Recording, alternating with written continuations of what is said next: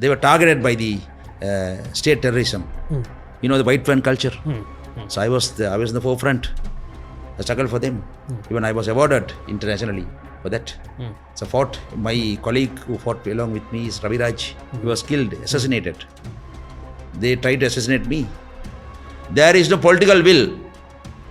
I don't find it, unfortunately. In the government of my good friend Anur Kumar Sanayakar. Our citizenship was taken away, and after that our voting rights were taken away. We suffered this. None of the other people suffered like this. President Trump cannot change geography just because we hate India. This anti-India. We call India an ex-Spanish force. We can't take Sri Lanka away from Indian Ocean and take it to somewhere else, Pacific or Atlantic.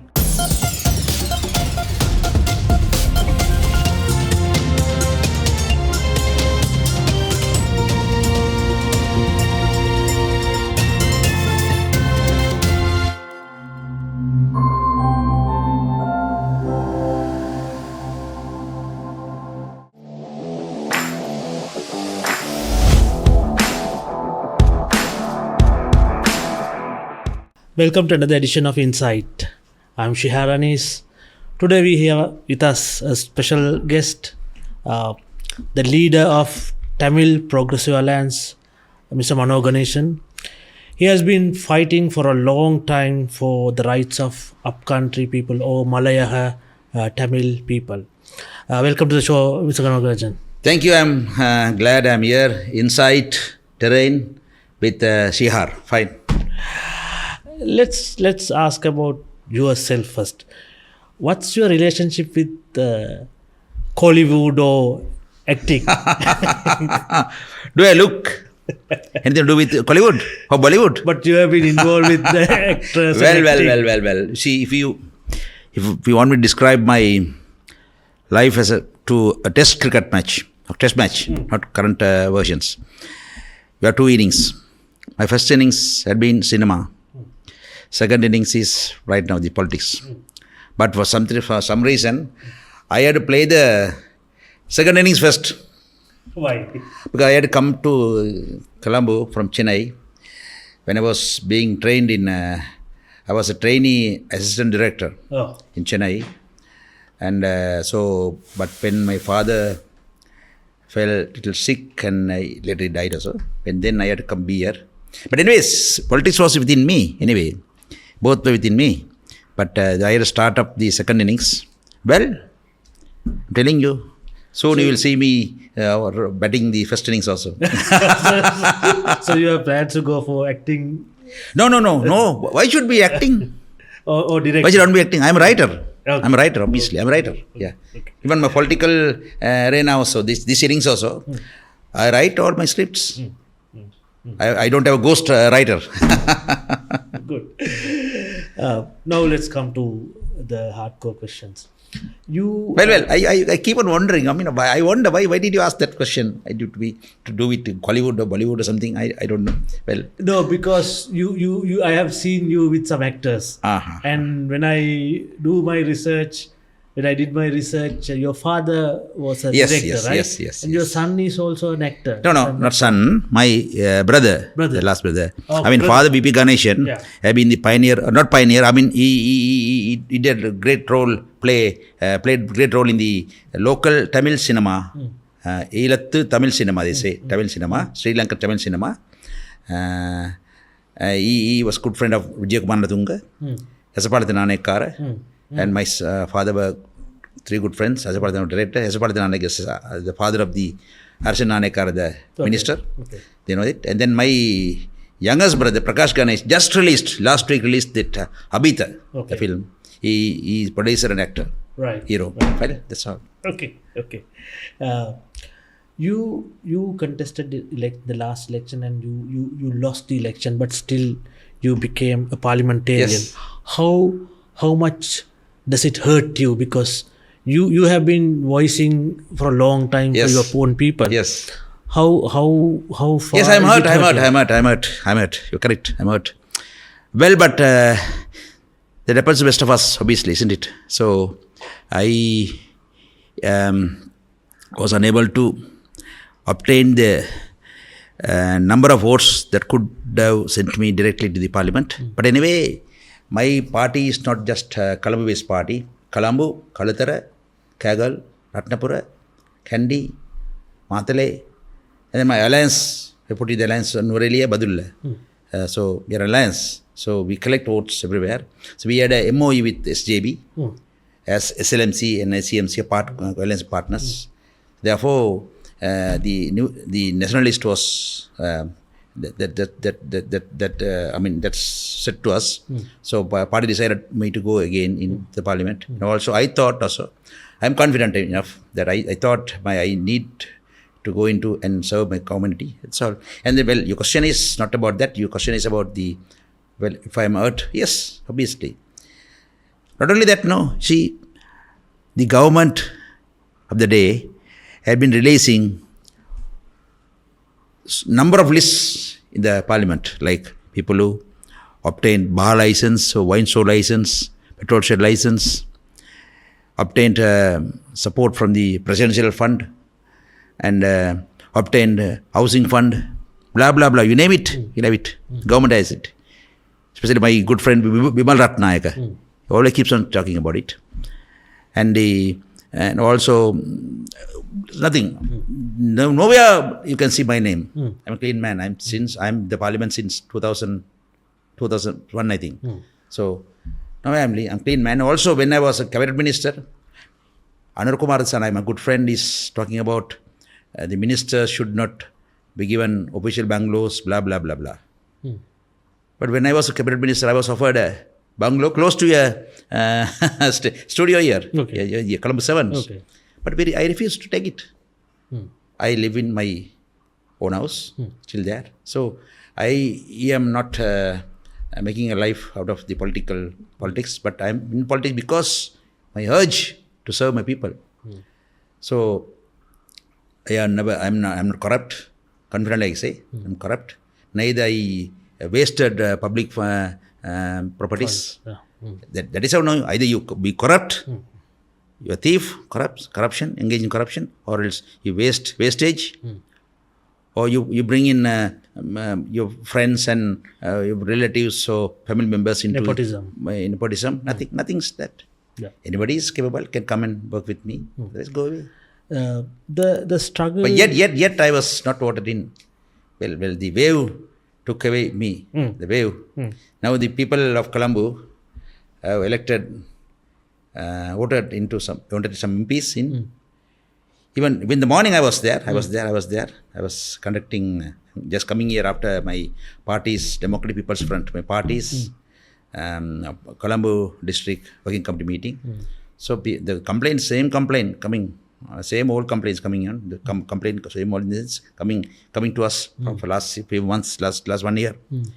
Nobody knows who they are MP in the parliament. Nobody knows who they are municipal ward MMC. This is from Colombo. This is from. I'm talking about Colombo because I said I'm right now coming here from the Colombo district. Yeah. My party working committee meeting. So they are reflecting the people's mindset now. No, nobody knows. They are ward MMC in Colombo City. Name of the MMC. No the name, no their contact numbers, telephone numbers, office addresses, nothing. So people are coming back to us now with their complaints. So we're serving them. That's it. Now the struggle upcountry Tamil people or Malaiyaha people going through has been there for almost 200 years, 2 centuries. And there have been time to time the governments come and do something, maybe wage raise, housing, land houses, they used to give.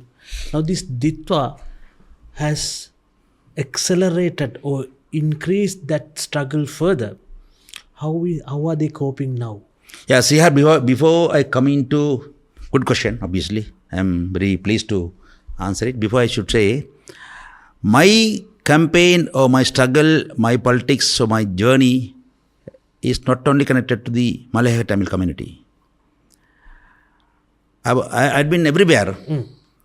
During the war, the most affected, most punished people had been the Elam Tamils, the northern east. Part of them went into hiding. Others just went overseas. Others were encircled in the war theatre. The medium level people had to come into Colombo and live here. So they were targeted by the state terrorism. You know, the white fan culture. So I was in the forefront. I struggled for them. Even I was awarded internationally for that. So my colleague who fought along with me is Raviraj. He was killed, assassinated. They tried to assassinate me, but I couldn't do it. So we struggled. So I was there. And then... You were an MP by then, right? Yes, I was MP. I was a Colombo district MP. So very much Colombo district MP. So I fought. People they were not my voters, yet I fought for them because I believe in human rights. So we organized, established a movement, Civil Monitoring Commission. I was the convener. Raviraj was co-chairman. Chairman was Mr. Siritungu Jayasuriya. Secretary was Priyani Gunaratna. So we all together fought against it, and our struggle helped to reduce the casualties. We could not completely stop it, but we took the issue to the international forum, international arena, and Louis Haber, then UN Under Secretary, UN Human Rights Commissioner, had to come here. And government refused to give a visa, but we struggled locally, and we worked with them. She came here. She the only Human Rights Commissioner came during the war. During the war, all the others came later when relatively peace arrived. After not peace, but when there's no war. So you can imagine how we would have struggled. Government was very angry with us. Then government. So I have come through all these things. I was taken to TID, kept 9 hours. For the morning to late night. So they tried to push me down, but I didn't. I didn't give in. So that's it. That's my brief history. So when I asked that question because you have been frequently now talking about the Malaiyaha people, right? Rather than the others. I mean, the war is over now. But where there is issue, I'm there. Hmm. They are single talk no. Kunnu kothanda api atana. Hope this is not Kunu. Well, you can take it. No, the issues. The issues, yeah. The burden. Okay. Burden is Kunu, no. Okay. Burden. Issues. Okay. Oppression is Yeah. Kunu. Yeah. So tell me about the struggle that these upcountry people are going through after this Ditwa. Yeah. Before that, I must say this upcountry, the Malayalam community, shares the same language with the Elam Tamil community, but for historical reasons, they form a separate ethnic entity. Fine. With the Elam Tamil brothers, sisters, and Muslim sisters and brothers, who also speak Tamil mostly, and Sinhalese. There are 4 major ethnic communities in Sri Lanka. And then, but they have been, until lately, identified as laborers only. Issues had been described as only as labor issues. Even now also they talk about the daily wages and all. But out of the 1.5 million strong Malaiyaha Tamil community, only 100,000 are workers. Only 100,000 are workers. There had been 1 million workers earlier, but it has come down now. Though they live in the estate territory, about 800,000, 900,000 people, they don't work in the estates, plantations. They work elsewhere. They work Colombo or they work elsewhere. They engage in self-employment, blah, blah, blah, blah. Fine, anyway. Now, issue is this, but the important issue is, they face is not wages or salary issue. It is the right to land. That is most important issue for us. Right to land. That has been denied to us. Until we achieve that right, our citizenship will not be full. We are right now the people, Malaiyaha community, are substandard people. Their citizenship is not full. It is half, or anyway anything, but it is not full. That's all. Why do you say it's half? Because they don't own land. They don't own land. They are not given land. Yeah, they're not given land. The land they developed as the plantations, and they shoulder the economy for last 200 years. You say. Tea, rubber plantations, established tea, rubber plantations, but they are denied a piece of land. That is it. So we are struggling for that. So I want to make it clear, even this Anura Kumar Dissanayake government is trying to reduce the struggle or the aspiration of the Malaiyaha Tamil community to daily wages. It is not so. You have workers everywhere. Go to northern east, you have agriculture workers, you have fisheries workers, those who go to sea daily. Do you think everybody owns the boats? No. Only one or two guys owns the boats. The Mudiralis own the boats, but the others are workers, fisheries workers. So they are everywhere. Similarly, in the Malaiyaha community also there are workers. But beyond that, the necessity is right to land is denied. So there is number one, number two, number three, if you want to list me, order it. I said 1, 2, 3 are land rights. Important. So I thought this Ditwa, you see, Sihar, the most affected districts are Kandy, Nuvareliya, Badulla, elsewhere. I am not denying the suffering of other people living in other districts, but most sufferers are in these districts. Obviously, you know that. Everybody knows it.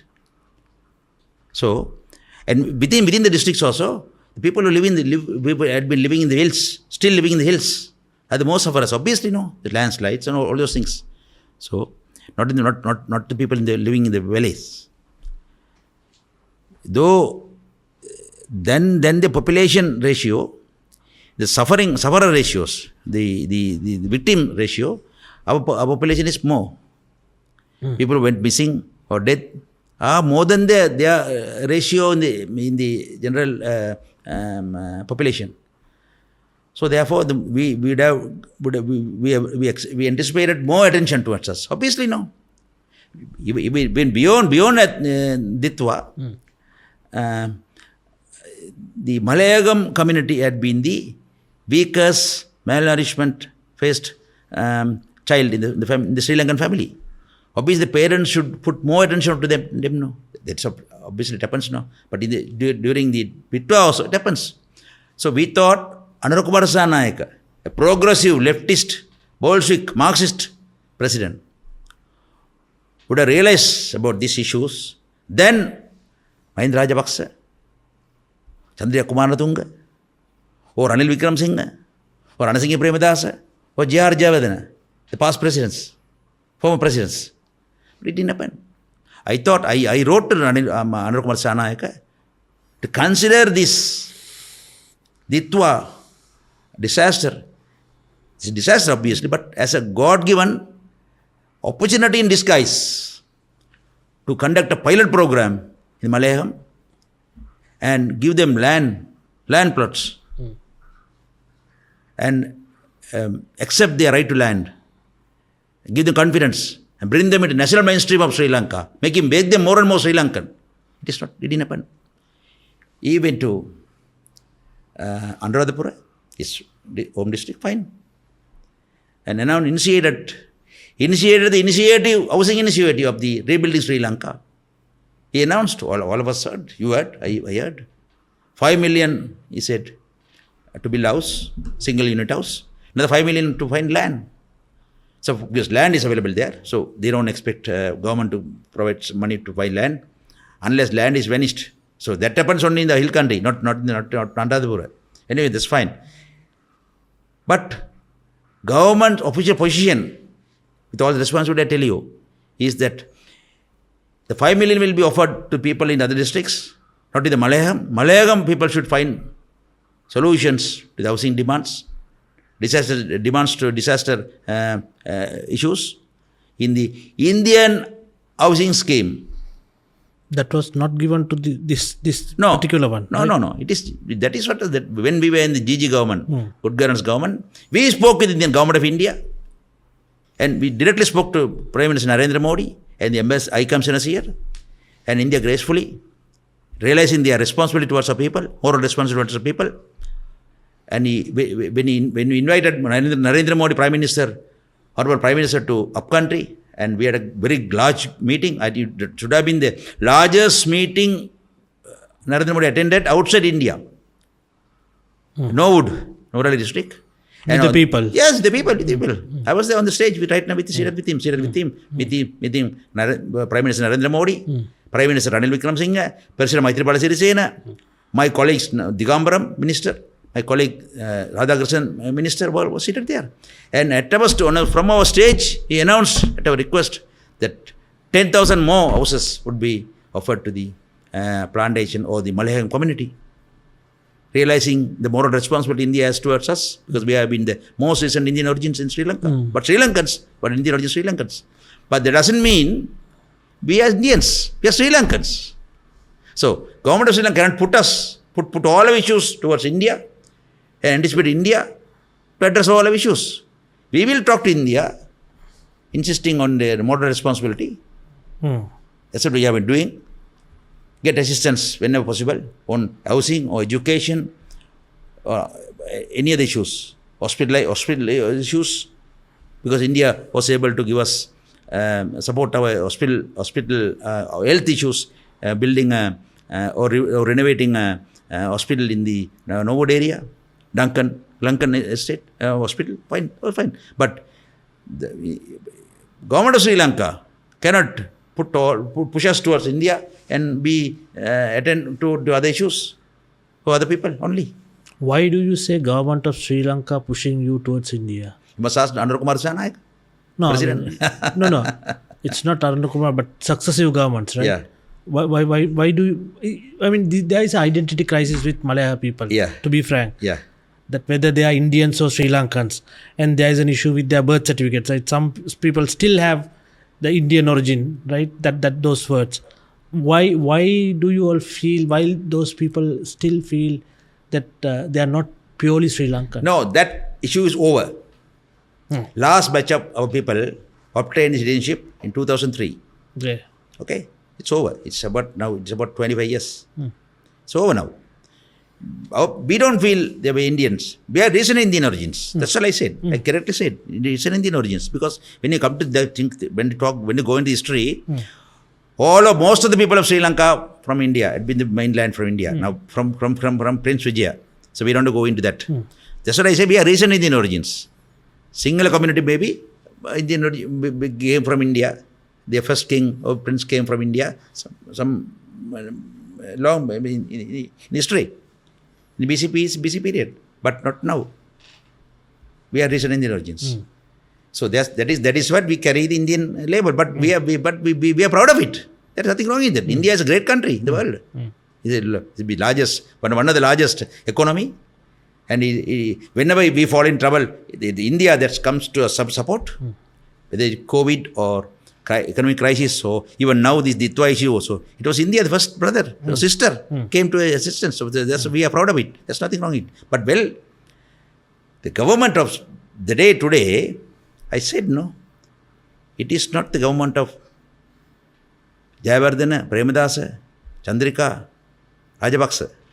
That is how I picked the words from Arun Kumar Sanayaka's own campaign.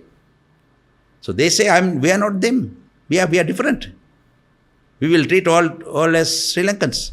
So just because the former governments treated us as second class, third class citizens, there can't be reason for Arun Kumar also to continue that. That's what I say.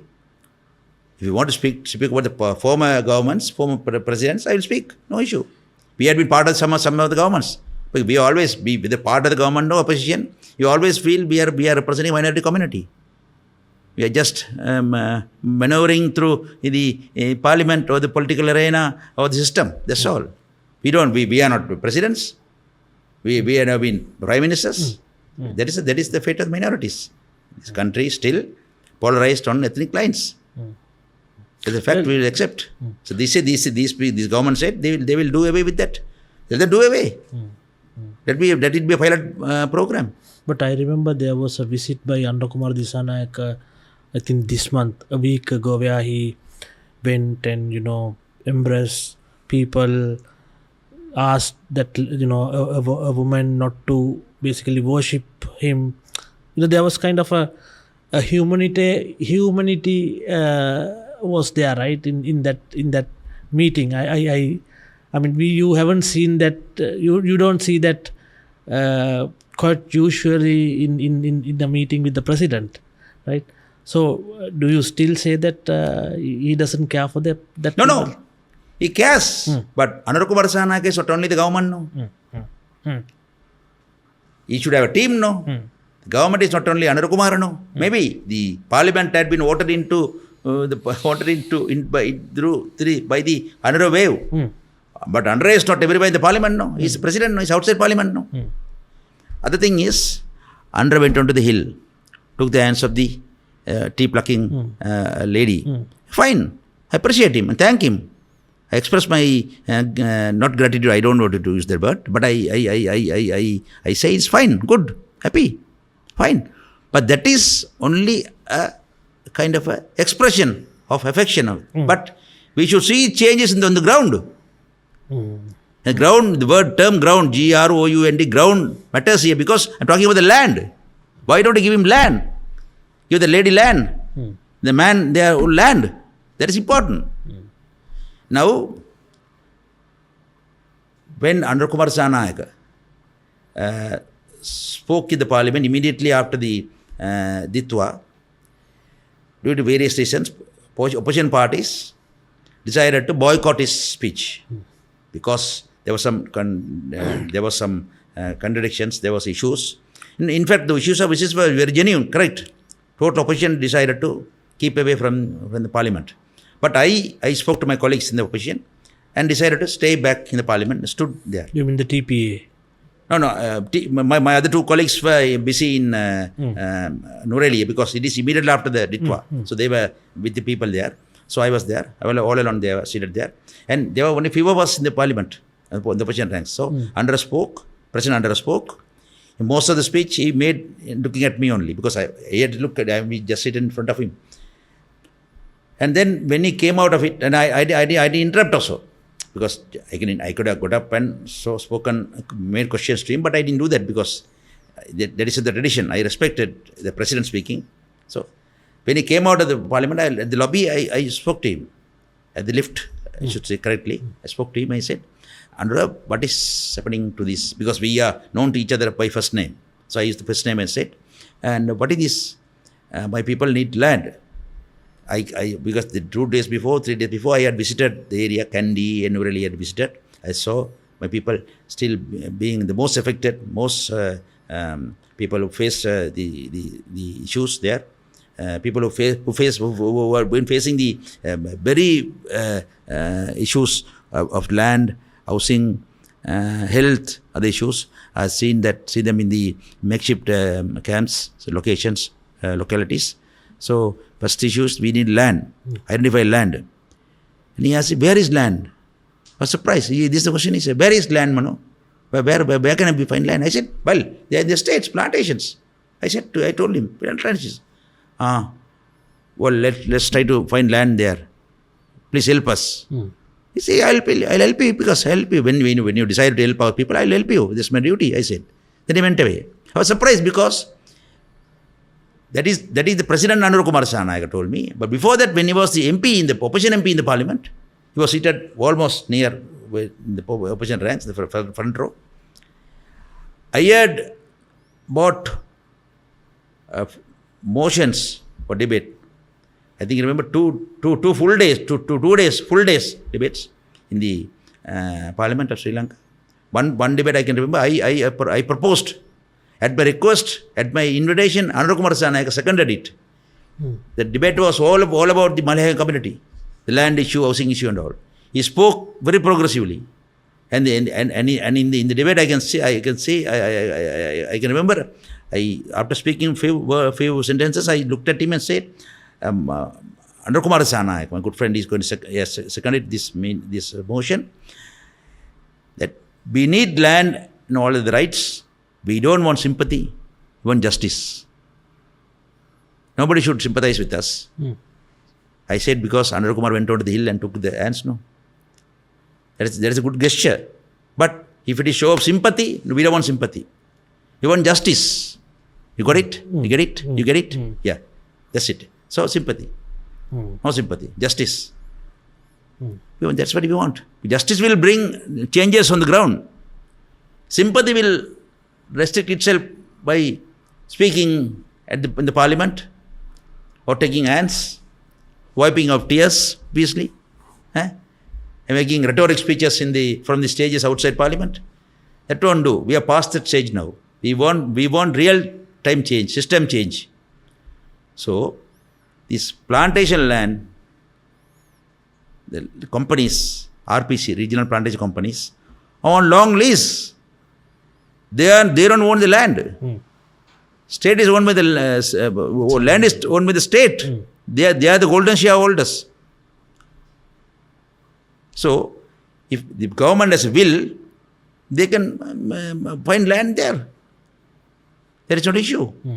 If the government can send a circular to the district secretaries, division secretaries, find suitable land, they will find suitable land. We will help them. That is the help I can provide to Sri Lankan while being the opposition. So, do you, in other words, say there is no willpower for the government to do this? Yes, that's a question. Your question is my answer. There is no political will.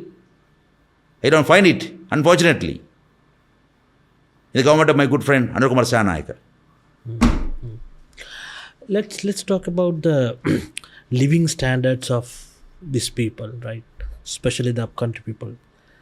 It has been the same for the past, decades or even centuries. There is no improvement in terms of their economic status, their living standard. Health and education, yes, there is improvement, but I'm not sure whether it's actually being used by them for their own benefit. Why is this happening? I mean, we have seen political leaders there from the upcountry. We had Tondaman, we had the other people, right? But still the standard of living of these people, I mean, I have been there personally several times. It seems like a slavery, area, right? Why cannot, this be changed? Now, Sihar, my good friend, must understand, they have been there for the last 200 years. I told you, the last batch segment of people obtained citizenship in 2003. So, yes, late starters. In our plantation schools have bought into the national education grid latest 1977. Okay. When the Kannankara, the father of the education in Sri Lanka, Free education. he has been praised as the leader who brought universal education or brought education to everybody.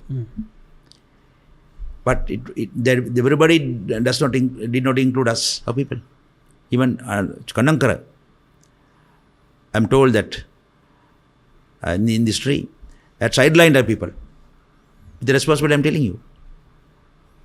While praising him for being the father of the nation on education, but in our people's case, he sidelined us.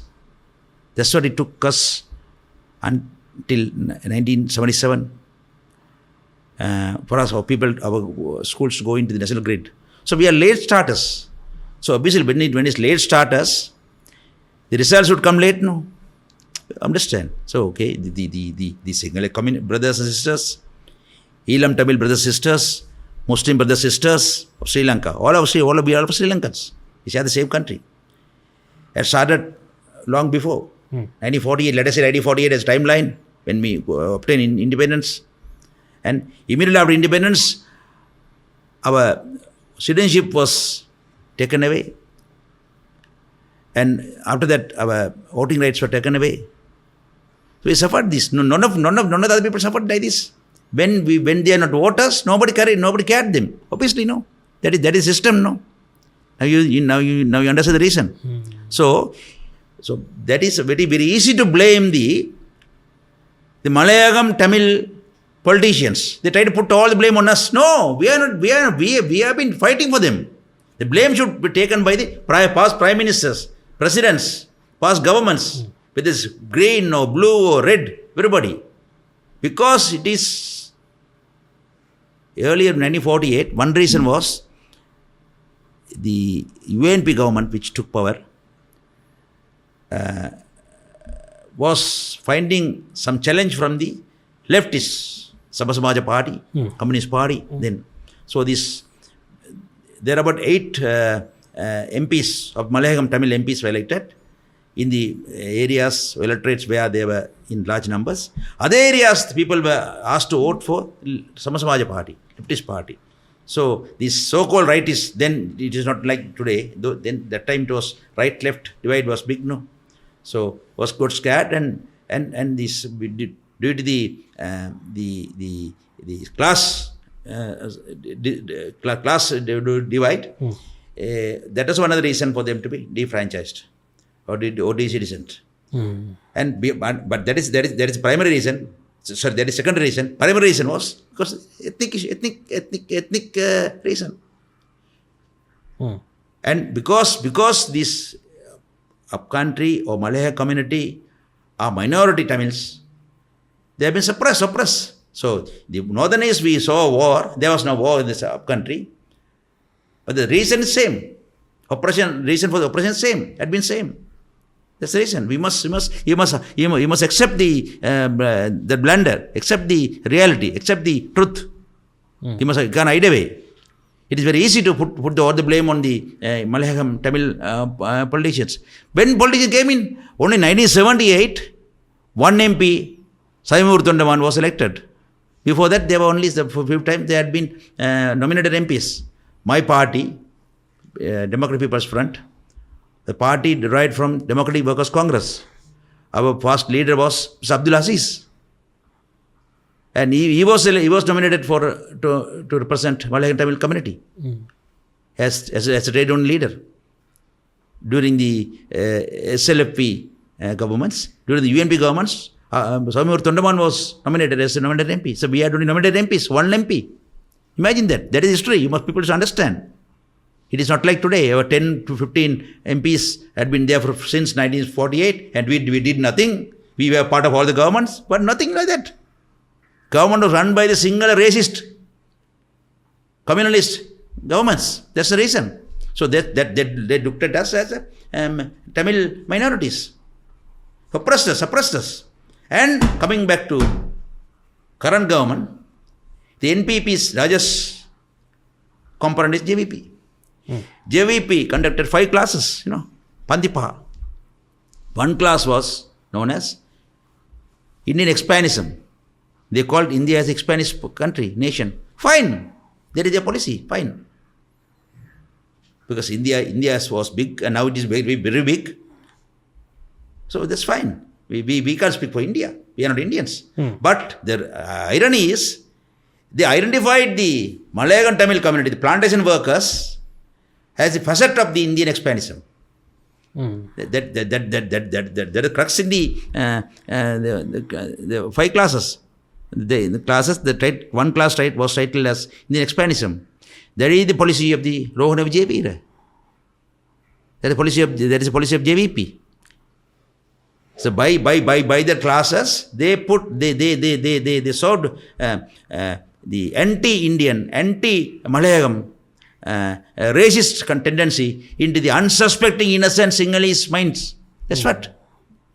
So JVP under Kumarasana cannot claim innocence. Maybe he can go on to the hill and take the hands and put up a show. That too, I respect him, I support him, I express my happiness. But the truth is truth, no. History is history, no. I have come through this. I am not a fool. Being lead Tamil Progressive Alliance, I have gone through history. I studied history. I have seen this. So these are the reasons for you answered the question. Our underdevelopment, marginalization. Got it? But does this Indian expansionism card still work? Because the government is now working with India. Tilvin Silla, my good friend, the question is to you. Comrade Tilvin. Now, maybe he's no more comrade. Mr. Tilvin, maybe, I don't know. Moon Lanka, since 1995. But I mean, my question was like, it should be easier now to navigate things and get the things done with the government, because there is no more Indian expansionism or anti-Indian sentiment from the JVP. I'm glad about it. That's the way to go. Maybe I am not part of the government. But doesn't mean that I should come into the government and bring the changes. No, you can bring the change. They bring the change. Good. I am happy. Under Kumar Sanayaka during run up to the elections, presidential elections, went to India. That gave a lot. That brought a lot of changes here. That sent a big message to the Sri Lankans here. Then now Tilvin Silla, the General Secretary, is going there with the team. Came back. Fine. Change India because we are geographically located close to India. Geography cannot change now. Now I can bring you recently in the Parliament in a discussion organized by Indian High Commission and some of the international NGOs to discuss about the future cooperation between how it should be between Sri Lanka and India. I was there. I spoke. I said one interesting thing. I said that when President Trump recently went to Europe and he found fault in some European countries, nations buying gas from Russia.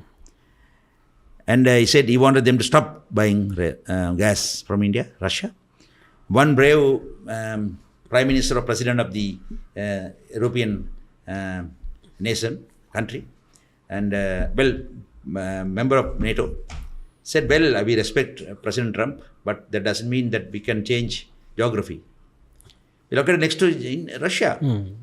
We need Russian gas to save people from in the winter. Otherwise, people will die. That's true, no? They need gas. So they can't change geography, no? President Trump cannot change geography. Just because we hate India, there's anti-India. We call India an Spanish force. We can't take Sri Lanka away from Indian Ocean and take it to somewhere else, Pacific or Atlantic or somewhere else, or close to China, or into Chinese Sea. We can do that.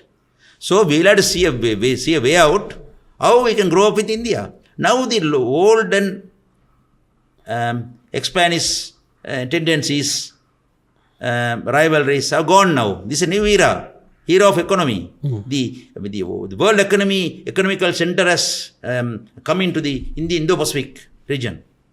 The maritime economy has come in. So we will have to see how we can grow up with India. But that doesn't mean that Sri Lanka need to act as a state of India. No, we are an independent, sovereign country. I am for that.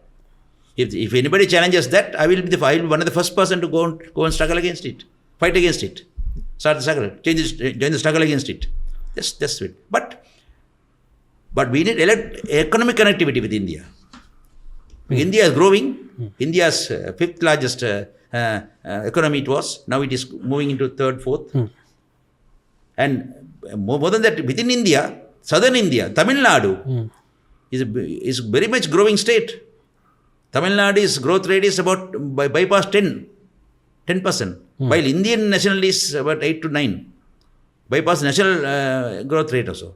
Tamil Nadu, Telangana, Karnataka, Andhra, growing states. South India is growing very much than North India. So we are located close to India, and then within India, South India is located close to our Sri Lanka. So we can take advantage of it. There's a win-win situation.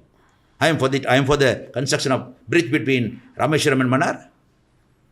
Which is opposed by this government. Pardon? Which is opposed by this government. But there are so many things they oppose now. They all those what they opposed are being reconsidered by them now.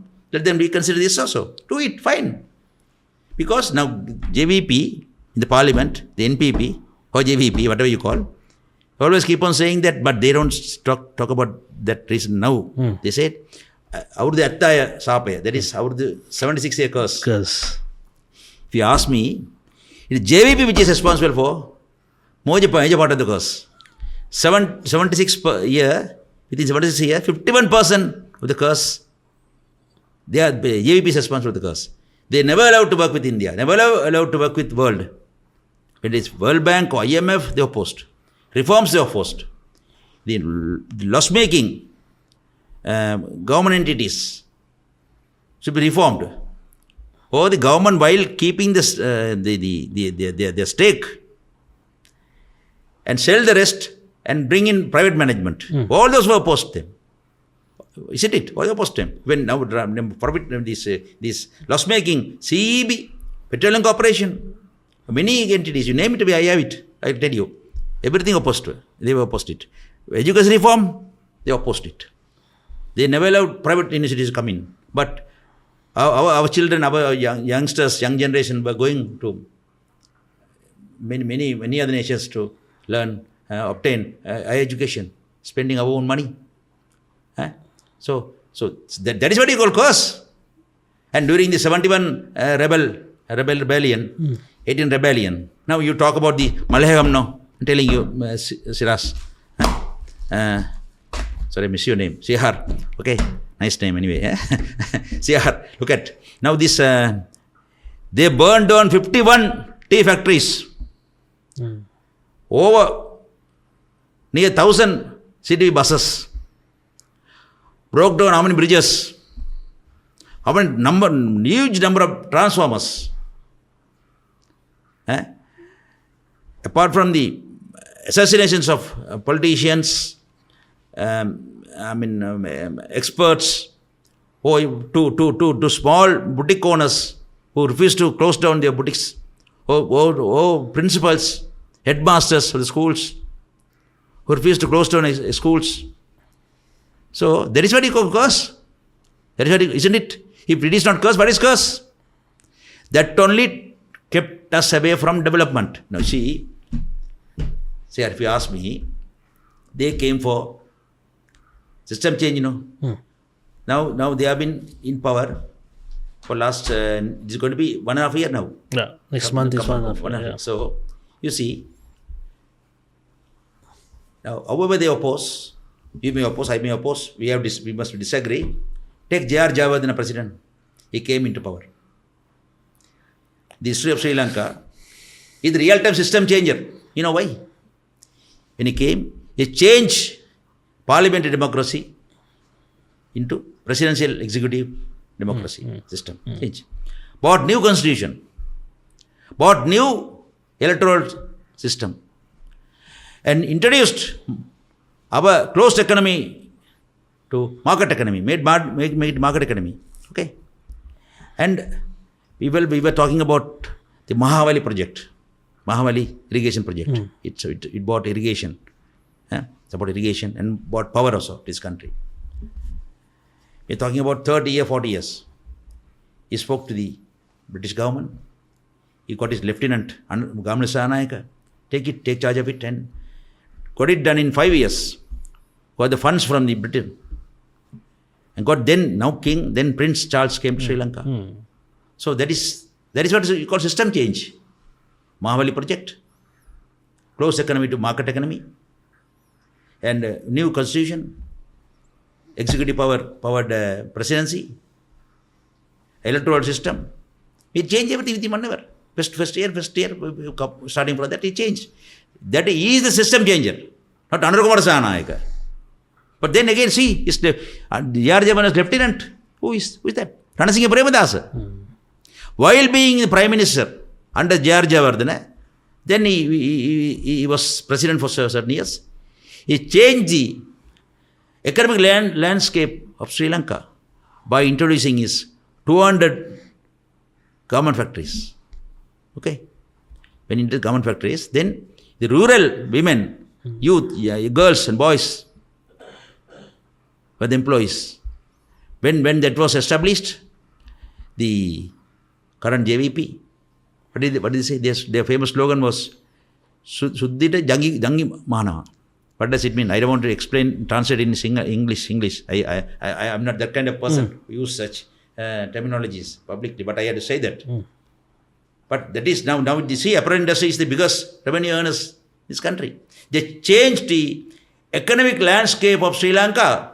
Then, not only that, Ranasinghe Premadasa, his 1 million housing program. It was recognized by the UN. He went to UN and spoke. I can remember. That is there already online. When he spoke, he was respected, recognized by the UN system. So the housing program helped the people from Mati, what do you say, Mati houses to the modern houses. And then rural women. Clay houses. Yeah, clay houses. Clay houses. It was so, no?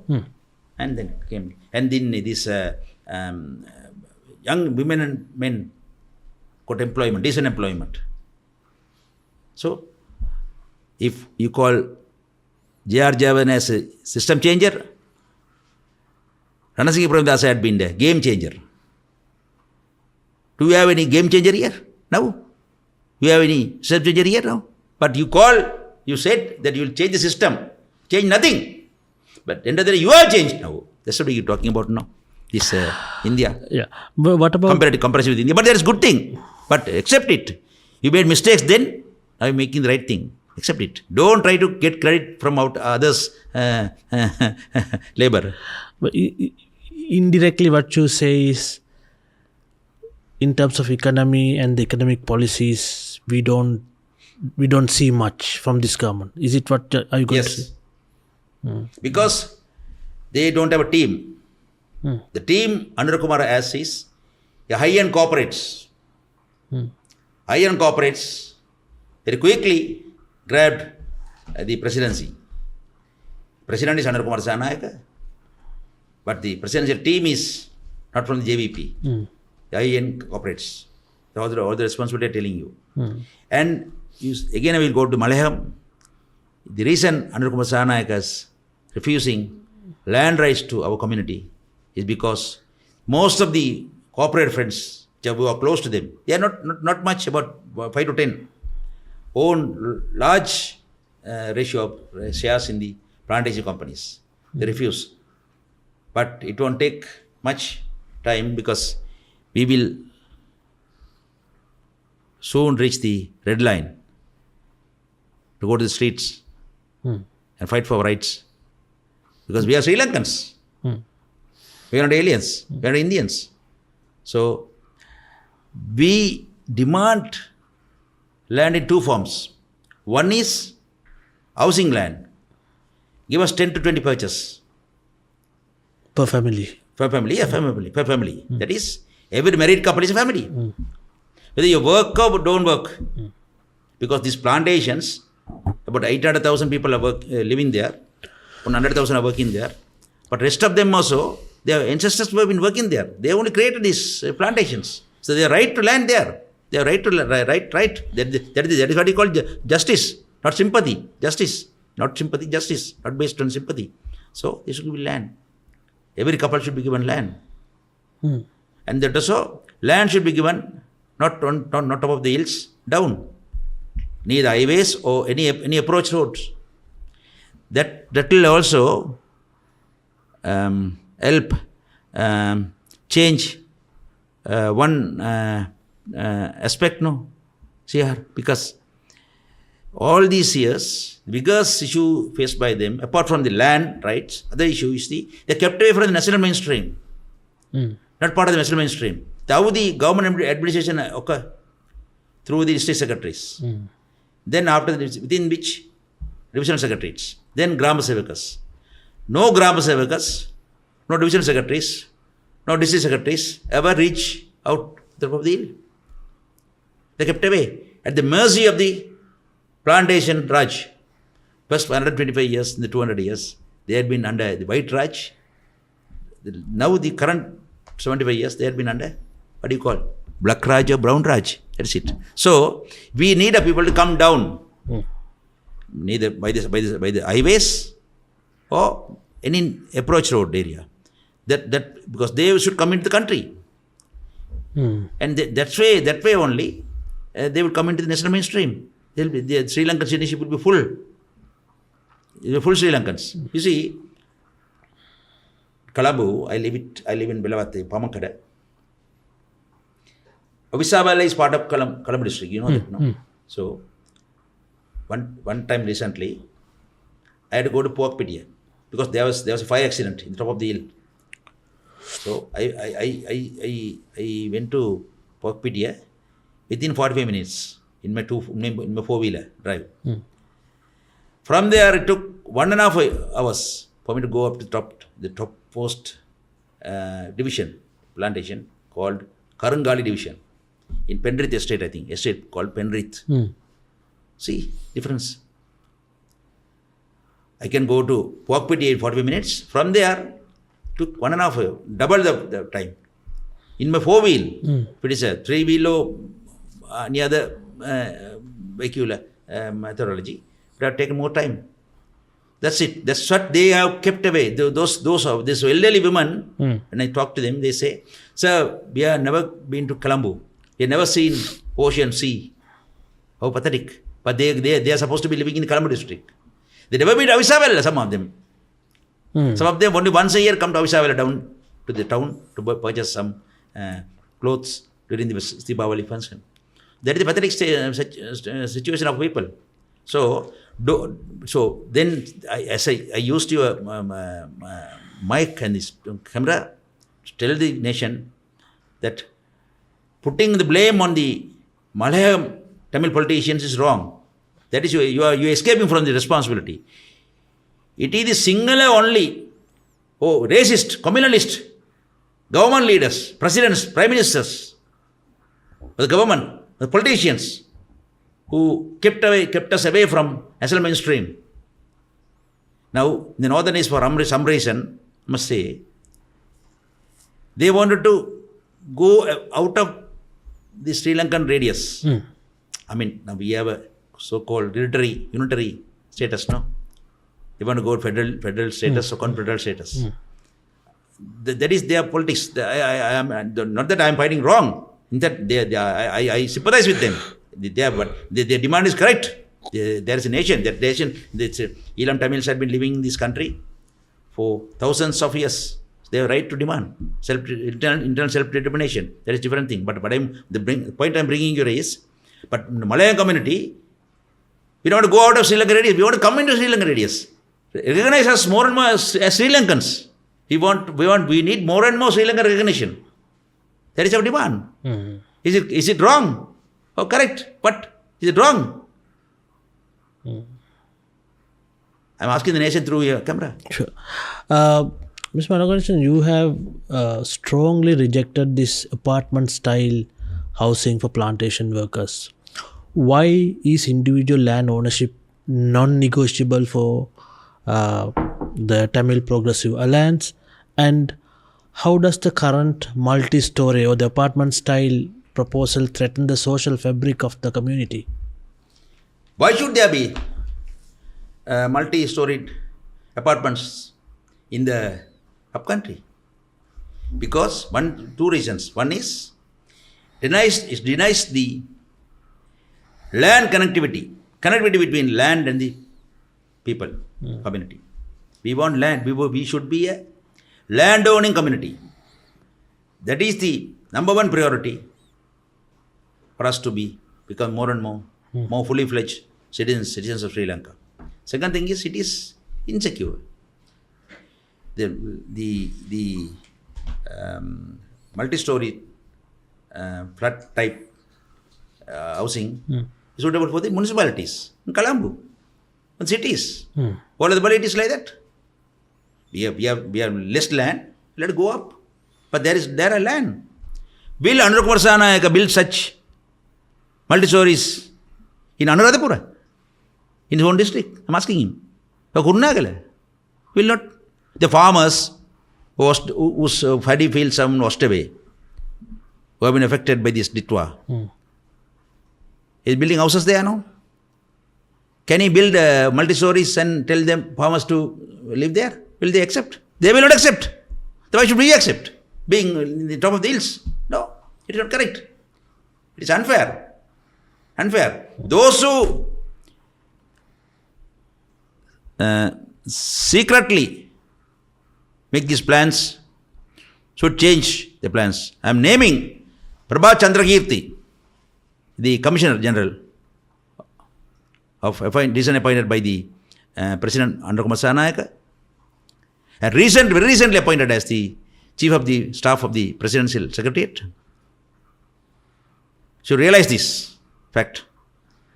I am told there is a man behind this plan, sinister plan. Don't do that. Don't do that. We will not accept it. Because that is not acceptable to us. I told it is insecure. It is not proper for us to live in the multi-stories construction. It is dangerous. Dangerous. Okay. Second thing is, allow us to be, we have been landless community for last 200 years. At least in this NPP government, the reformist government, so-called reformist government, what do you say in Sinhala? Punarudaya government. At least in the period, give us right to land. And therefore, we'll be more and more Sri Lankans. You have expressed disappointment over lack of formal engagement with Anurakumar Dissanayake, who was your former opposition colleague. You both were very close when you were in the opposition. Why do you think there is a current communication gap? I don't know. I can remember, you see. I can remember the dates. I have the figures in hands. December 14th, I wrote a letter. December 14th, last year.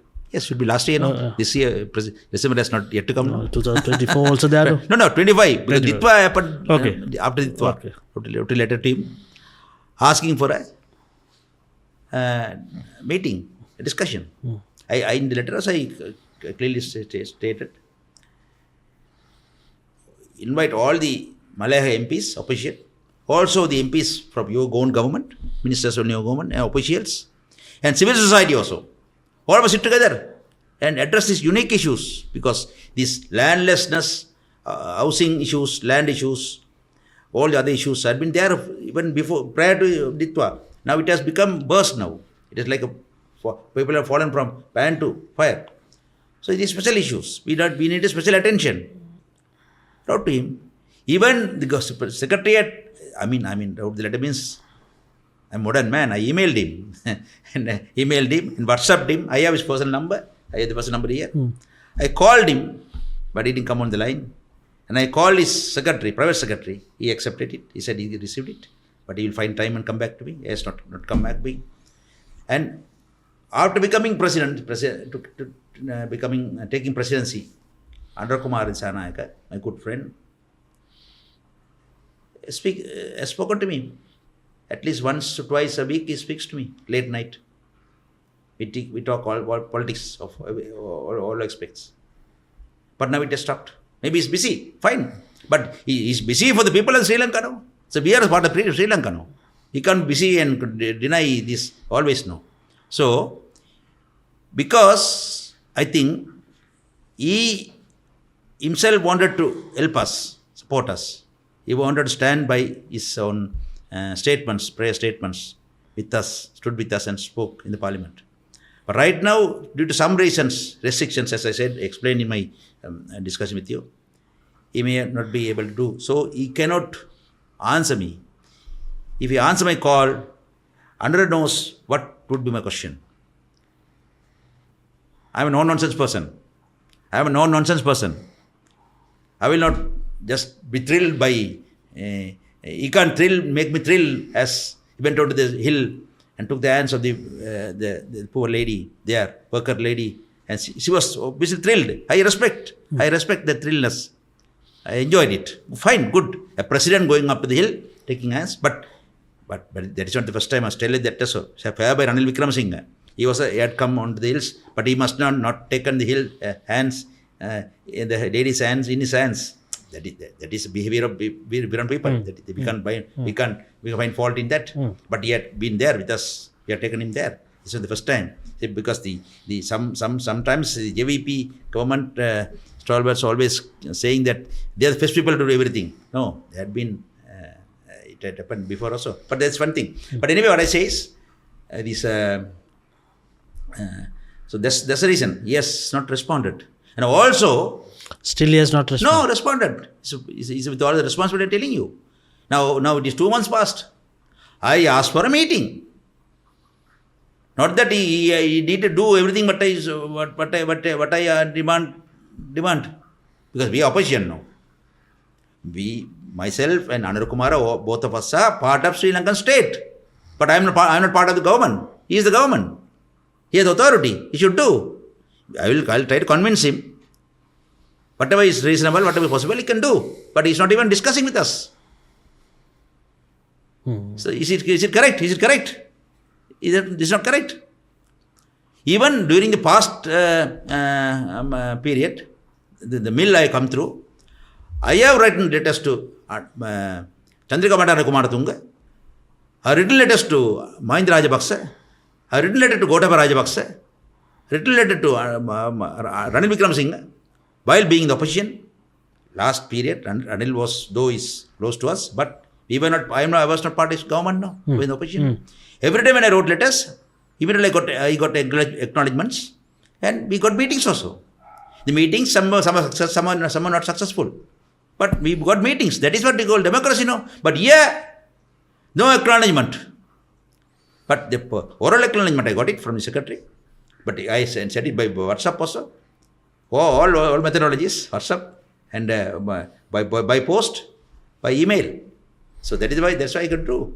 And I got my peon to hand deliver the President Secretariat. It is there in my delivery book. So it is no for. So I am a parliamentarian, a party leader. So something is seriously wrong, isn't it? Isn't it? Don't you think, CR? Something seriously wrong. Seriously wrong. Not that he need to accept all my demands, I repeat again.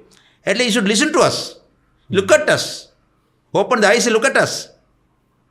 And listen to us. And talk to us, discuss issues. No spell. And then again, Harani Amarsuri is another friend of mine, because we have been in the parliament in the opposition. She is the respectable, honorable Prime Minister today. Fine. And she not only that, she is the chairperson of the task force, presidential task force on the Ritwa rebuilding. And recently in the parliament, about 2-3 weeks before, she was just arrived from Davos and walked into the parliament and house and sat. And that day it was because he came immediately because we were discussing about the education reform issues. But when I saw her, I kept away I was to speak, I kept away my speech, original speech, and said, since you are a Prime Minister, I have to change from my original intention and speak about the urgent issues of my people, and spoke to her because she is the task force chairperson. Same issues I expressed here now. I expressed in plain Sinhala. I am trilingual, I speak all the languages Sinhala. She understands English and Sinhala, but I preferred Sinhala to speak because everybody could understand. So I spoke. And I spoke about this letter being sent to a leader and our president. And I said, well, I don't expect you to respond me immediately, but check with the president, come back to me. It was happened 1 month before. Nothing happening. Why? They're disregarding us, and then on the other hand, going onto the hills, taking the hands and putting up a show. I don't want to call it a show, but since this happened to me personally, so I will only consider it as a show. Showmanship. Okay. As a nationalist MP for the SJB, how do you see the role of the main opposition evolving? Generally, you see. Well, opposition is evolving, but I must tell you that nowhere in the opposition anybody is having a sinister plan to sabotage the progress of journey of this government, or any involved in any conspiracy, as claimed by this government once in a way. Nothing is happening like that. In the opposition, whether it is SJB, SJB Alliance partners, or the Tamil parties, or our partners with me, the SLMC, ACMC, or SLPP, any other small parties, none of us believe in armed struggle, no conspiracies. We want this government who was elected into power through popular elections to stay. Don't go, stay. They claim that we are trying to put down the government, sabotage the government's journey, and conspiracy being planned as. No, nothing like that. We want you to stay. Sometimes some of our politicians would say, December there will be new president in December, new president in March, April. That is to keep the party members, party cadres in good spirit. That would be said everywhere. Even when JVP, when it was president, when it was in the opposition, used to assure, reassure their parties like that way. That is a normal political behavior. So they picking up such statements also and talking in the parliament. So that is because there is sense of insecurity going through the government. Though they are 159 numbers, biggest, largest majority, history of Sri Lanka. Still, sense of insecurity is there. Yes, no, we are not for that. You will stay there for full 5 years. After 5 years, if the elections, people re-elected, be there, no issue. It is you who took up arms against the legitimate governments, elected governments, isn't it? There is history now. So twice, 1971, 1980s, late 80s, like LTT or the Northern Tamil parties, groups. There is very much similarity between these two. Both segments, both organizations took up arms against the legitimate government. Even if now, I am asking a question, if now they are breakaway group, this FSP, Frontline Socialist Party, they were part of the JVP system, who took up arms against the government, legitimate government. They take Kumar Gunaratnam group. Mr. Kumar Gunaratnam or Comrade Kumar Gunaratnam, whatever it is. They decide to take up arms, will tolerate. You'll fight against it. Because then a legitimate government should survive. We'll support it. See, I'm bringing a good example from the past. See, when 1971, when JVP took up arms against the Sri Lankan government, J.R. Javadan was opposition leader, UNP leader. He then openly said, we will support the government. He didn't play politics. He said, we will support the government. We will not allow, though we are opposition, we are not part of the government, but we will support the government. We will save the government. Because we want the legitimate elected government should survive. That is what we call leadership. That is why later he became a system changer. Though I have my differences with him, yet that is what we call, understand. So, I don't think JVP will do that. The history is dark. So, what I say is, so don't worry, we will not take up arms. If there is new Aragalaya, and people get together on the streets and try to outdo you or try to chase you away, that is your fate. But we will not do that. So, you see, I can see, I am a person who's engaged with all the parties. I am a senior politician, so I engage with all the parties. Sometimes the third floor, the parliamentary is complex. We have the opposition leader's official office. Sajid Premadasa, honorable opposition leader, he invites all the party leaders of the opposition, discuss about the week's onward parliamentary business there. After discussion, we come down to the house. We can see some ministers during their speeches get up. Oh, today morning the opposition leaders met in the opposition leaders' office and just discuss conspiracy against putting down the government. We were talking about the parliamentary business. Then when I go and meet Ranil Wickremesinghe, former president, then Ranil Wickremesinghe's office, we are cooking up conspiracies. And when we go and see others, sometimes we meet at Professor GLPD's house, the SLP, MPs, parliamentary politicians assemble. They invite me, I go there, talk to them. There also the same statements come from the government. What is it? They are scared. See, those days they used to say no. They see every CIA agent behind every bush, RAW agent behind every tree, Mossad agent behind every wall. So they have been brought up into politics in such a culture. So similarly now we say, no. We are Democrats. Never take an arms against a legitimate government. Never allow also. If there is a arms struggle comes against, let's say, it is very unfair to name FSP because I said FSP because they are part of the JVP now. They took up arms. That's what any ABC organization takes up arms against current legitimate elected NPP government. We of the opposition had taken the liberty to name Sajid Premadasa or Namal Rajapaksa, Ranil Wickremesinghe, or any other Tamil Muslim leaders, all of us together will support the government. Because we are Democrats, believe in democracy. Any change should come through the elections. That's my position. The way things are going with the Malaiyaha people in the upcountry, do you think, like what happened in 1983 or so, towards the end of 77, do you think those people also will take arms? No. We will not allow anybody to take up arms because we don't believe in arms. No, there is no reason. But we will fight democratically. Just because we don't say we will say we don't take arms doesn't mean that we will keep quiet.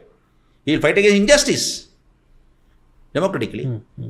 Ahimsa, Satyagraha. Yeah, so many methodologies. We'll fight. Within Parliament, outside Parliament. We are tolerating now. But I don't want to rock the boat. But as I said, I have presented a long list of issues here now. So I don't want solutions to them. If there are no solutions, we'll fight against it. And one thing before you go to other question, I must tell you. But you must also I think you will ask us because why we are in the SJB Alliance? SJB Alliance, you got to ask me please. Yeah.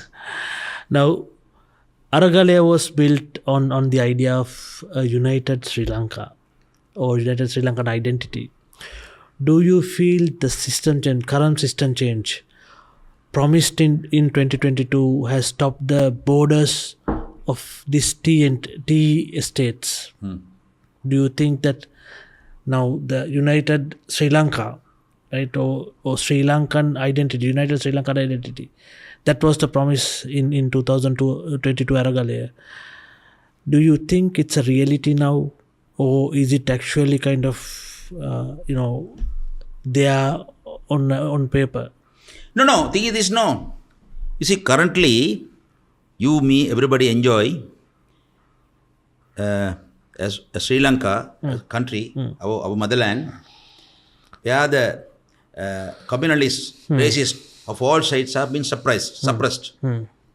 I don't think they have been totally wiped away, but suppressed. They have less say than those days. But the credit should go to Aragalaya, not JVP. It is not JVP that bought this non-communal, non-racist environment. It is not correct. It is very unfair if you claim credit for that, because generally they claim credit for from the occurrences happening or been delivered by the struggles of others. It is not correct. Aragalaya is not JVP. JVP cadres must have been there here and there, but Aragalaya is not JVP. Even our party was, because it happened mostly in Colombo. We didn't go, but we allowed our people to go there, participate. UNP, SJB, TPA, SLMC, or JVP, FSP, Sri Lanka Freedom Party, all the non-party youngsters, Gen Z generation, all were there. So it is not in JVP. JVP cannot claim ownership to Aragalaya. Even Rajit Premadasa went to Aragalaya at a crucial period. He was chased away. He chased away by the JVP person. He is in the parliament right now there. You see how bad. And he was stoned. His vehicle was stoned. It is staged occurrence. But another came running, guarded by his cadres, came running and went away immediately. He didn't stay there. He could have stayed there. Why? He would have also been stoned by others who opposed to him. So he came running. So JVP arranged stoning against Sajid Premadasa. It is clear now that person is in the parliament now. Huh? Is it correct? Am I correct? I'm correct now. Nobody can say no, he's there. and then when Anura came, so doing that, Anura came running. You can see the video. Anura coming running. I can see his face. His face was very excited. Came running and spoke something and went away. Took credit and went away. So this anti-racism, anti-communalism, anti-fundamentalism, which you can see the outcome, the positive outcomes right now in the country, are there due to the struggle of the unsuspecting, innocent, young and old men and women of Aragalaya. Obviously, I praise them. Clapping my hands, that's it. But it is not Aragalaya. It's not JVP.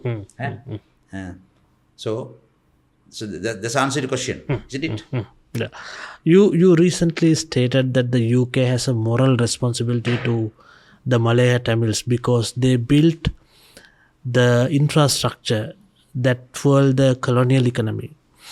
What exactly are you asking the British government to do? Obviously. In 26, is it financial aid or pressure on the government, Sri Lankan state? Both. UK crown government, the colonial government. If you more precisely, if you want to say East India Company that ruled most part of the world. Well, yes. And Sri Lanka too. And when holding Sri Lanka and India together, they bought laborers from India, cheap laborers from India, Sri Lanka. On the way from India to Sri Lanka, about 25% of the population died en route. So it's great suffering. You can imagine. They were here, they were bought here, and they established these plantations. And railroads, highways, Colombo Harbour, everywhere the labor was used. Not only that, because when you build tea plantations, tea should come to Colombo, harbour. You need a harbour. From harbour, you should go to the world market. So everybody labor. So you must understand how much sacrifices, how much contributions our community has made to this country. So that's it. So initially, all the profits, all the revenues came out of these tea exports, went into the coffers of the UK. So when they left India, they had to leave India. Then they decided to leave Sri Lanka also. Sri Lanka, there was much great freedom struggle. Everybody should understand. So they left us high and dry. So I told the High Commissioner, Andrew Patrick, in very respectable manner, I told him, you have moral responsibility. Because High Commissioner Patrick, before he came into Colombo as High Commissioner, he was looking after the modern slavery section subject in the Home Office. So when he came into Sri Lanka, I was happy. But now I am not very happy because recently the David Lammy, Deputy Prime Minister, came into Sri Lanka. Recently, a couple of weeks before. Yeah. There was no meeting with us. He made the Northeastern Tamil parties. Fine, good, very good. He made civil society. But he should beat the people's representative of the Malaiyaha community, who are the most sufferers, against whom I said the UK has a moral responsibility. That didn't happen. We have formally expressed our dissatisfaction. I think in the future it will not happen. Because it's their moral responsibility. So the moral responsibility, they will have to support us financially. Specific funds should be released to us. Our political, social, economic, cultural developments, because we are less developed, underdeveloped, marginalized. So they have a responsibility for India and Sri Lanka, India and Britain with Sri Lanka government to uplift us. We are the weakest member of the family. So they can't run away from the responsibility. Also see, the history if you say, there is, Suriname, the country. And Suriname was there, ruled by Dutch. Then they need such laborers, Dutch labor. So they got labor from British India. But they didn't, unluckily, they didn't come from South India, they came from North India. Rajasthan, Uttar Pradesh, some in there. And Suriname was obtained liberation. Then there was a tension between the locals and the Indian laborers. So the British government expressed such a discussion with the Dutch government. Dutch government has the generosity the vision and humane consideration and took most of them to Netherlands. Others were given passage to go back to India. Those who are gone to Netherlands are doing very well. Very well. Very well. The miserable people, when they are doing very well. They are respected, very good Netherlanders. They are living there. So the Dutch government, I praise Dutch government. They helped. They took the more responsibility. Help the people, because these workers, those during the colonial period, they are hard labor. Had helped the financially to fill the coffers of the Dutch land. So Dutch repaid it, but British did not. At least in the future. Very soon, I must tell you, I am going to write with the TP leader a letter, appeal to the King Charles, informing them, reminding them their responsibility. They can't say they don't know, they should be reminded. I'll do that. I will say other means also to reach them. Good question you asked me. Let's come to the SJB politics. The SJB has been seen as an ineffective opposition for some reasons, because the government has 159 seats in the parliament, but still we have seen opposition, even though they have less in numbers, they have been very aggressive and vociferous opposition in the past. We don't see that in SJB.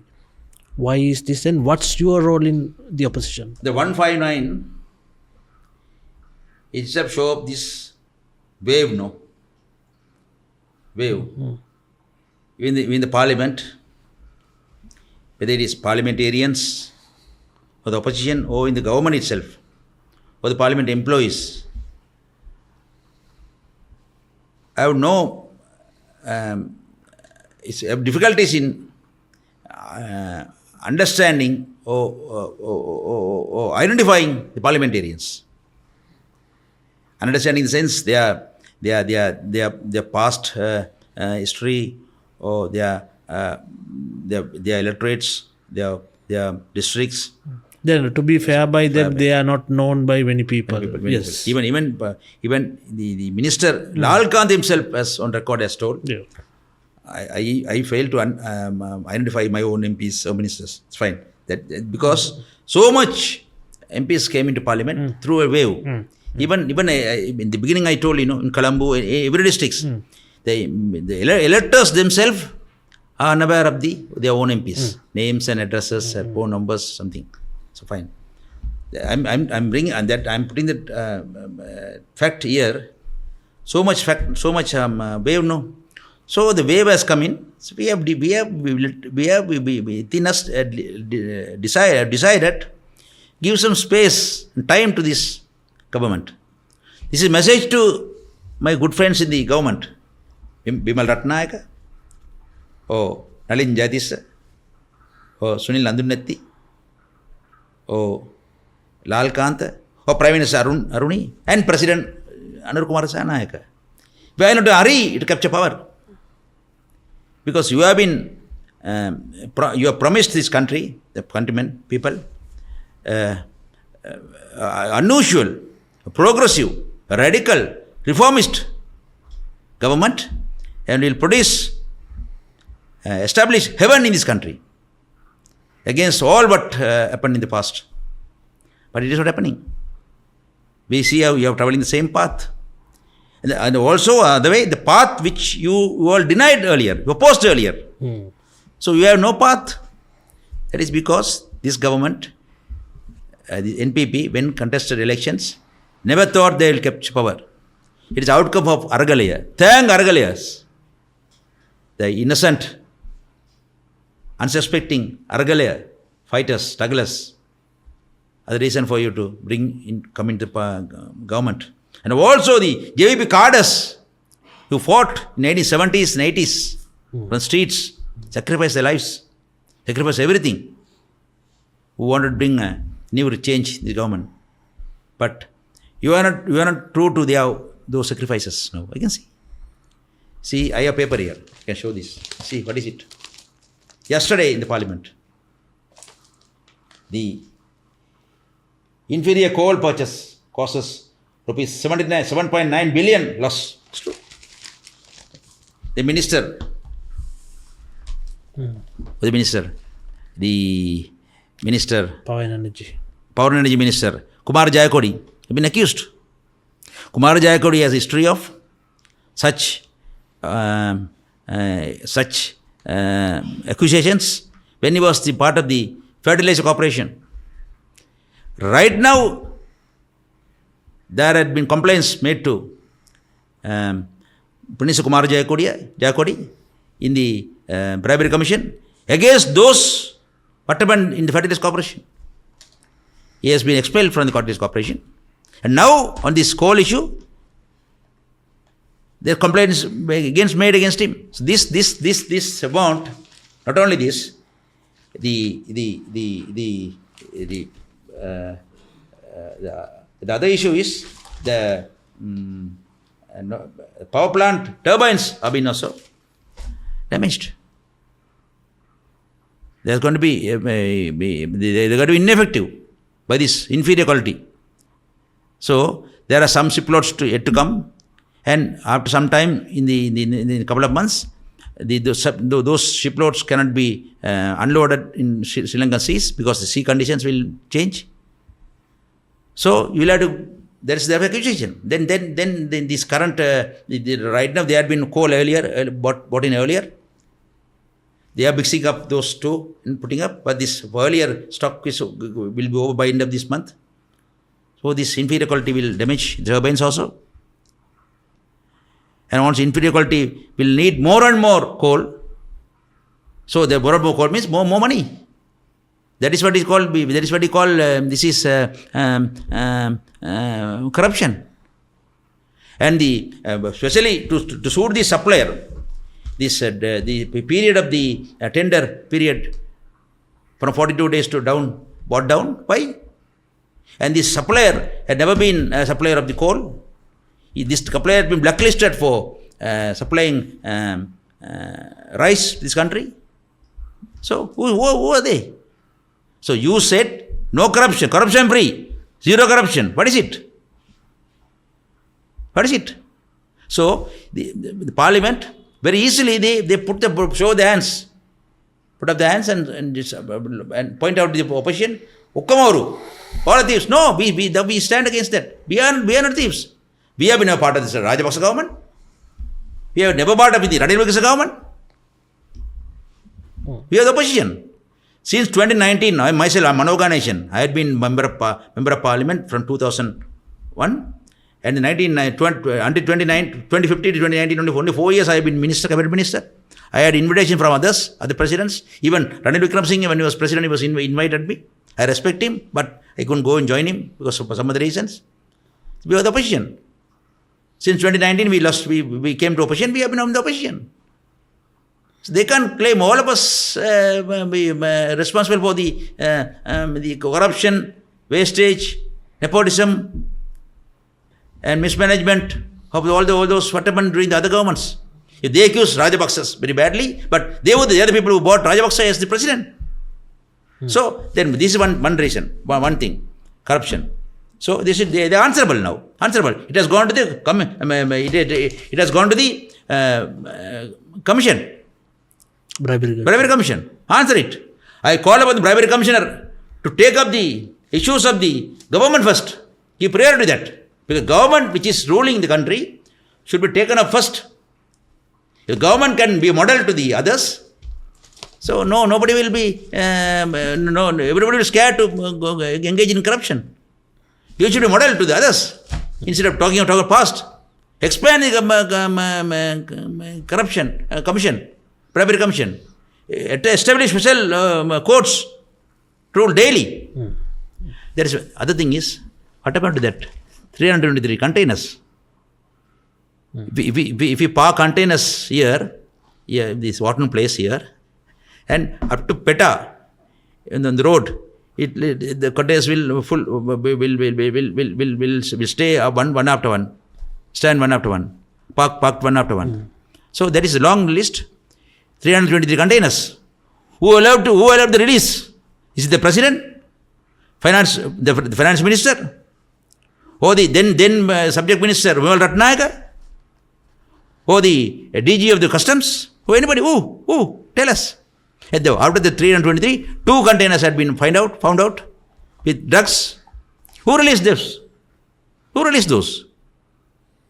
So these are what had occurred before now. Corruption, drug trade, and wastages, and nepotism. All what is happening now. No, you accuse those days the parliamentaries bringing their wives and fathers to the parliament. Now we have seen husband and wife in the parliament, son and father in the parliament, brothers in the parliament, in the government side. I don't blame that, because that if anybody is qualified, they can come into the parliament, no issue. But you are the people who raise these issues. Not we, you raise the issues. Now they said no. The whole country heard during the campaign. They spoke about the so-called privileges. We will come in the buses. We will use the public transport.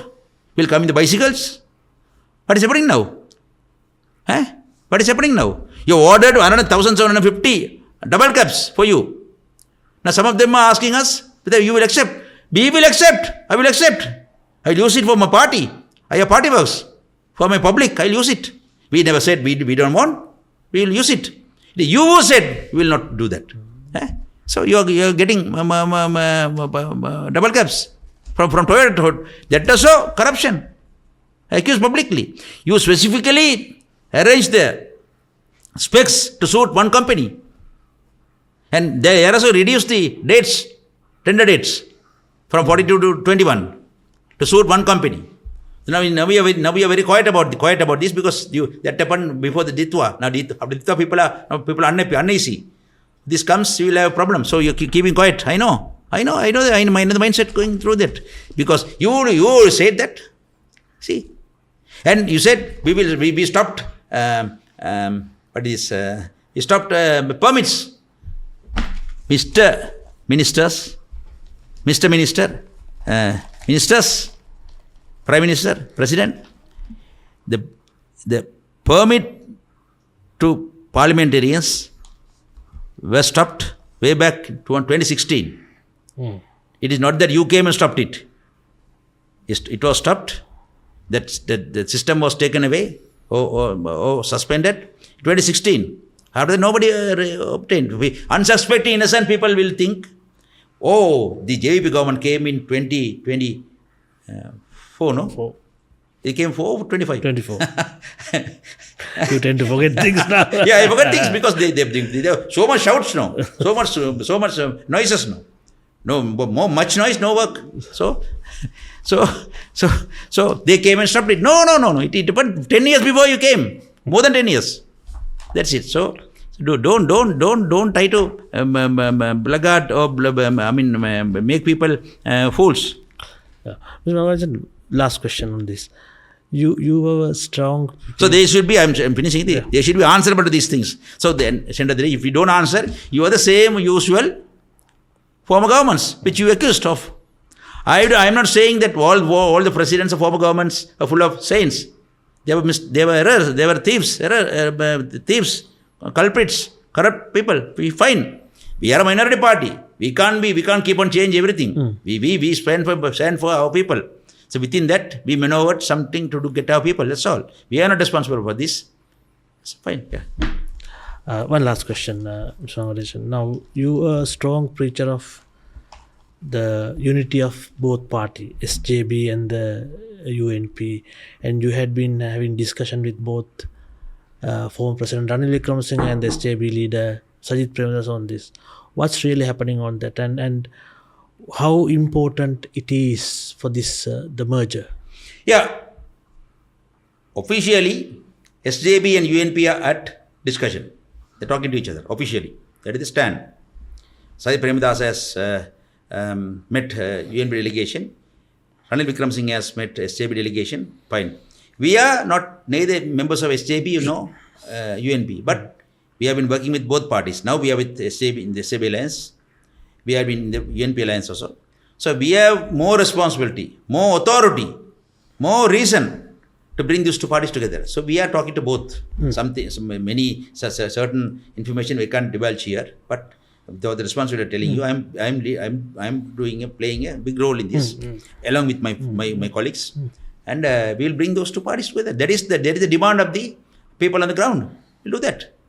Nobody can stop us from that. And also some other parties, the SLFP, other parties will also may join the bandwagon, because the old traditional left-oriented, right-oriented politics are gone away now, gone for good now. Nobody is right, nobody is left, totally. We can put all of us together under a kind of a social democracy bandwagon banner. Fine. So even SLPP has their own history. So they are the own voter bank, because most of the NPP voter bank had been taken away from SLPP. So the SLPP is fighting their struggle, working in their journey, aiming at taking NPP voters away from their to their back home. So that is their politics. But we have been discussing with SLPP also common issues. I met Namal Rajapaksa recently. Obviously, I meet everybody. So we decided a common cause, to identify common causes and struggle common causes. Fine, because Namal Rajapaksa was a very youngster. Though he is proud being son of the Mahindra Rajapaksa, but he claimed that he's a new generation. He represents new generations. So therefore, he'll what do you say? He will look forward, think new, and discuss and move forward. And I must said that we will not always stay back and looking for answers in history. Let's move forward as a country. And Sajid Premadasa, who's our alliance leader, he's a very calm, quiet, very well-read leader. So he is natural presidential candidate. Though we, as alliance, we are not decided officially, but naturally he is the chief of the SJB, the prime party of the SJB alliance, is there. So we'll move forward. So we will work with UNP, and time comes, right time comes, we'll join together. So there's no issue over it. So government should not get excited over it. You mind your business, we'll mind our business. Fine. Thank you very much, Mr. Mano Ganesan, for your insightful and in-depth answers. Thank you very much, Yar. I think I enjoyed the insight here today at the Insight Terrain, as I said earlier. It's fine, very enjoyable. I think it's a very friendly and informal discussion we had. Thank you very much, viewers. For that, we had Mano Ganesan, the leader of Tamil Progressive Alliance and an MP. We will bring another episode soon. Be with us. Bye-bye.